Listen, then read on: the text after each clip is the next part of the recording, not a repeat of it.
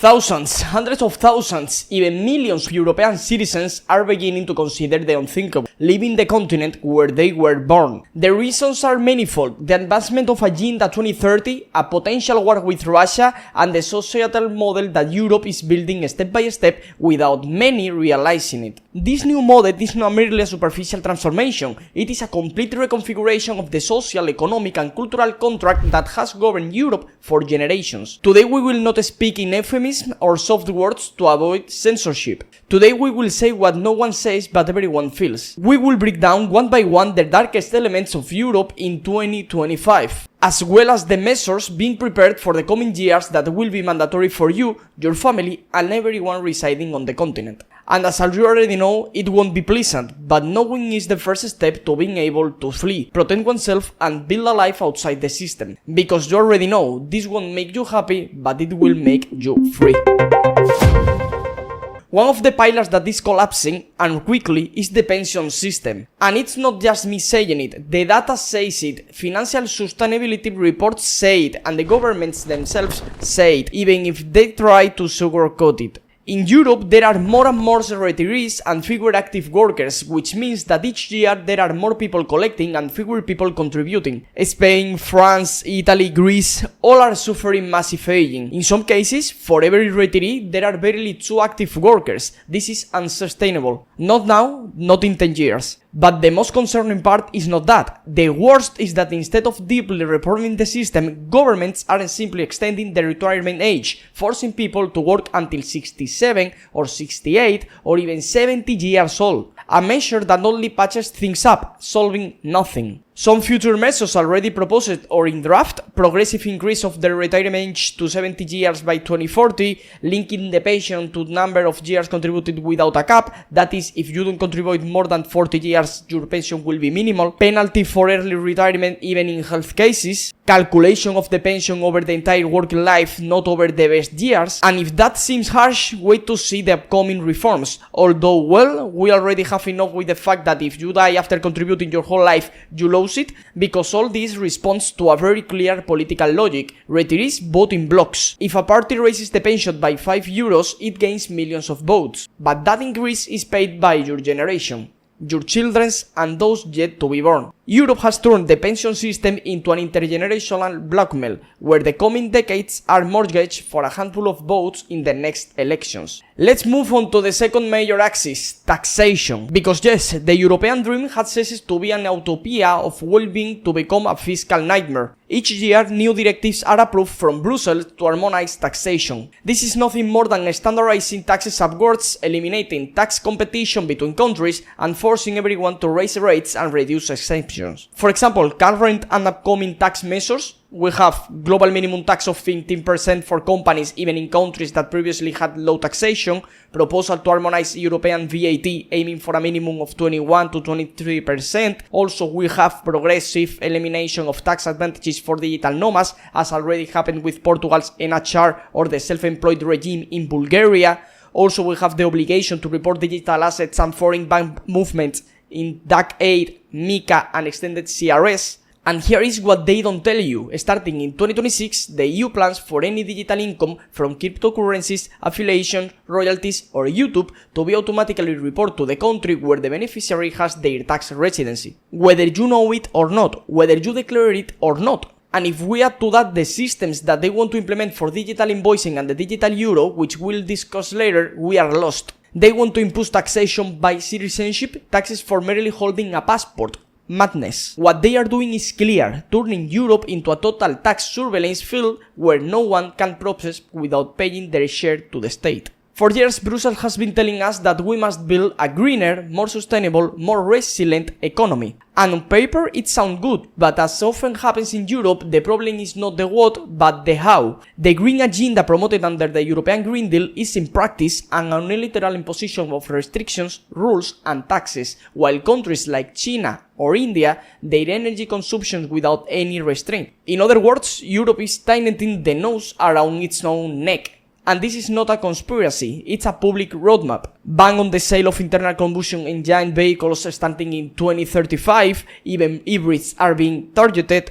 Obligation to upgrade domestic energy systems from 2030 onwards. It will be illegal to sell homes that don't meet minimum energy efficiency standards. This directly affects the middle and lower classes. Carbon tax for households, heating, transportation, even energy consumption, already approved under ETS 2. Ban on products with high environmental impact from textiles to appliances. Mandatory inspection of gas boilers and forced replacement with electric system or heat pumps by 2040. Obligation to renovate all buildings under the Energy Performance of Building Directive. Not compliance will result in fines, rental restrictions and bans on sale. And do you know what's most outrageous? While you are being forced to replace your boiler, the European Parliament keeps its buildings fully air-conditioned 24/7 and ministers continue to fly on private jets to save the planet. But it doesn't stop there, because this agenda is not environmental, it's the key pillar of the transition toward a total tax control model known as the Fourth Industrial Revolution, where digitalization, automation and big data dominate the game. Sustainability is not the goal, it's the excuse, the pretext for redesigning the entire economic system in favor of major tech and energy corporations.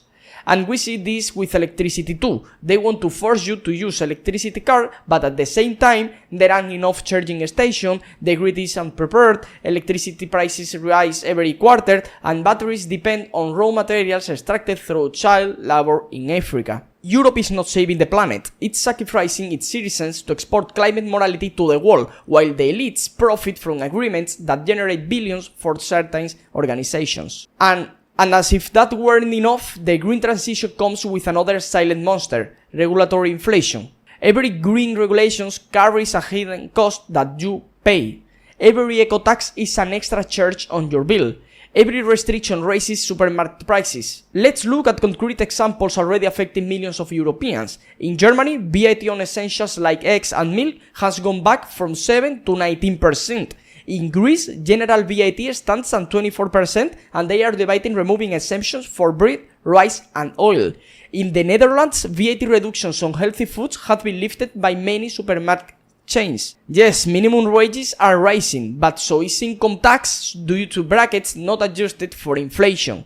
Social security contributions increase year after year. Household energy costs in countries like France or Italy have doubled since 2021. And what's coming next is even worse. Projected measures for 2026 to 2030. For example, we have the green VAT for products with a high carbon footprint. Fees for using polluting vehicles even if they are all or already paid for. Review of reduced VAT rates across all member states. Expansion of the carbon border tax on all imports. This will raise prices on clothes, phones, appliances and food. Europe isn't entering a price crisis, it's entering an era of planned impoverishment. In Europe, housing is no longer a right, it's a luxury, a privilege. In nearly all major European cities, rents have skyrocketed to level unaffordable for the average worker. Madrid, Barcelona, Paris, Lisbon, Berlin, Amsterdam, they are no longer places to live, but showcases for tourists and international investors. And while the official narrative blames everything on virtual funds or tourist rentals, the reality is much more complex, and above all, more uncomfortable to accept. Let's examine the real factors. In Lisbon, the average salary is about 1,000 euros, while the average rent for one-bedroom apartment in a central area exceeds 1,400 euros. In Barcelona, over 60% of a young person's salary goes solely to rent, not including utilities or food. In Berlin, rents have risen more than 50% in the last 5 years, despite rent freeze laws. And it's not due to a housing shortage. In Spain, for example, there are more than 3.5 million vacant homes, many in urban areas. And what does the state do? Threatens to expropriate them or impose forced rentals. We have seen proposed measures as rent price caps like in Catalonia, which have led to homes being pulled from the market. Extra taxes on property owners with more than 2 homes. Mandatory leasing of vacant properties after X months. Bans on sales to non-residents or foreigners in certain zones like in Canada already proposed in Portugal. A draft European housing law which will standardize houses use, ownership and taxation across the EU. The result of these policies is clear: less supplies, more regulation, higher prices and less freedom. And the question is this coincidence or intentional? Because a society without stable housing is a society easily manipulated. Citizens without property have no nature, no independence. They are more dependent on the state, exactly what's being pursued. Now we move on to one of the continent's most taboo topics, mass immigration. And I say taboo because telling the truth about this is punished with censorship, social cancellation, and even imprisonment in some countries. But someone has to say it, and if they won't say it on television, we will say it here. For decades, the EU has promoted a migration policy that has turned multiculturalism into a stage dogma. But what once seemed like a promise of diversity has become a social time bomb exploding city by city. Some realities that can no longer be hidden, for example, rising crime in traditionally peaceful neighborhoods, overload public services like healthcare, education, social assistance, urban ghettos with parallel laws, religious rule imposition, and sectarian violence, real fear of expressing critical opinions without being labeled far-right, and this is not a criticism of the individual migrant, it's a criticism of the massive and controlled, non-integrated model funded by everyone's taxes. And some official data you won't see in the press. For example, we have over 30% of minors in Paris come from non-European families. In cities like Brussels, Malmo or Marseille, birth rates among immigrants already far exceed those of the native population. In Spain, 50% of social aid in some neighborhoods goes to foreign families. In Germany, more than 70% of migrants who arrived since 2015 still lack stable employment. And what's coming is even worse. Proposal and directives in progress. For example, European Pact on Migration and Asylum already under debate, mandatory refugee quotas by countries, fines for refusing migrants, fast-track citizenship for migrant minors born in the EU, already applied in France, proposed for extension, EU grants for migrant integration housing, creation of neutral zones where foreign cultural practice would be allowed without applying local laws, already informally discussed in the Netherlands and Sweden. All this while criminalizing Europeans who defend their traditions, borders, or simply call for order. And do you know why this is happening? Because Europe has embraced a narrative root in historical guilt, and that guilt is being used as an ideological weapon to dismantle European identity from within. This is no longer about whether you respect others, it's about whether you are willing to give up your own culture to avoid offending others. That is the new European model. It's not multiculturalism, it's cultural self-erasure. And here we reach the heart of the debate. Christian roots, tradition, family, and sovereignty. All are being eroded, and any defense of them is seen as outdated or even fascist. We have seen crucifixes removed from hospitals so as not to offend, holidays like Christmas denationalized to be more inclusive, teachers punished for calling a boy, boy, churches turning into cultural centers while foreign-funded mosques are being built, and all of this while the values that held Europe together for centuries are mocked in the media, in universities, and in politics. Worst of all, those raising alarms about this are no longer heard, they are persecuted. Europe has entered an advanced stage of social engineering where a new, ruthless, faithless, disconnected society is being shaped, because that kind of society is easier to govern. Many still believe that digital currencies are a modern way of paying. What they don't understand, because no one explains it, is that the digitalization of money is the final step toward total control of the individual. Let's be clear, CBDCs, central bank digital currencies, are not cryptocurrencies. They are not decentralized. They offer no privacy. They don't belong to you. They are programmable money, conditional money, money under surveillance. And yes, the digital euro is an advanced stage of implementation. In 2021, research phase begins. In 2023, preparatory phase starts, including design and the legislation. In 2025 and 2026, pilot programs begin in southern European countries as Spain. 2027 to 2028, optional implementation for public payments. 2030, possible mandatory use for government payments, subsidies, and public salaries. What will this mean? Total loss of privacy, every euro spent will be traceable. Programmable money, they can limit how, where, and when you spend your money. Expiry dates, if you don't use your money within X time, it disappears. Automated penalties, if you misbehave or pollute, you lose access to benefits. Linked to digital identities, without an EID, you won't be able to use it. And this is not conspiracy theory, it's part of the official proposal by the European Commission, which states that the digital euro will promote sustainable consumption habits and responsible citizens. In other words, a hidden European social credit system. While many looked at China with fear over its social scoring system, Europe implemented it in a more elegant and disguised way.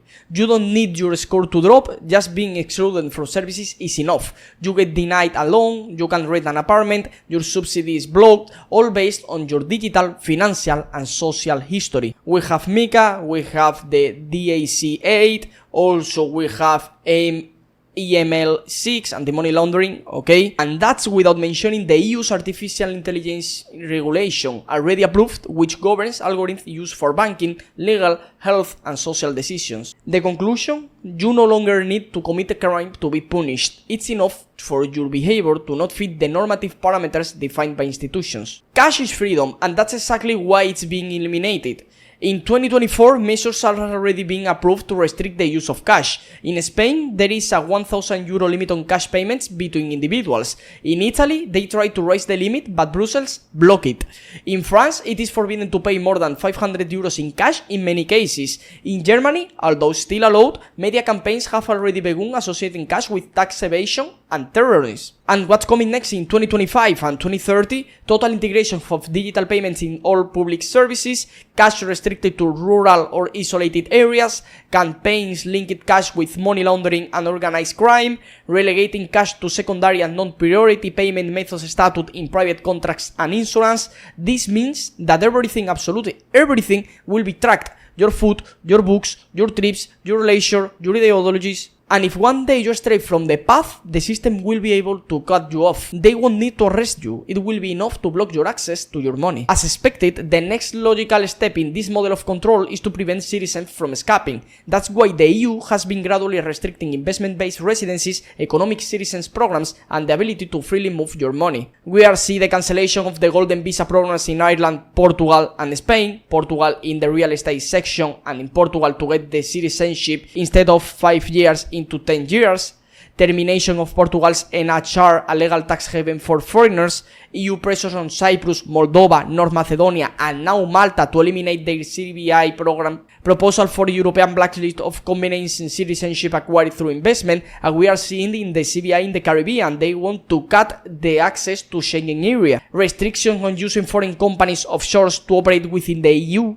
And regarding capital, we have limit on transfers outside the EU without tax justification, exit taxes on capital withdrawals, full oversight of foreign accounts via the CRS, mandatory reporting of digital and physical assets held in third countries. In other words, if you have money, they don't want you to protect it. They want you to declare it, pay taxes on it, and stay strapped. One of the most ignored and yet most devastating issues is the dramatic drop in birth rates across Europe, a demographic time bomb about to explode. And the most alarming part, governments know it and do nothing. In Spain, fertility rate of 1.2 children per woman. In Italy, fewer than 400,000 births in 2023, on all-time low. In Germany, more funerals than births for 3 years consecutive. Hungary and Poland tried to reverse the trend and were pressured by Brussels for their pro-family policies. The replacement rate for a stable society is 2.1 children per woman. No European country meets it. And what do the governments do? Encourage birth? Promote family? Support a culture of effort? No, they replace the population with mass immigration without integration and without shared values or lifestyle.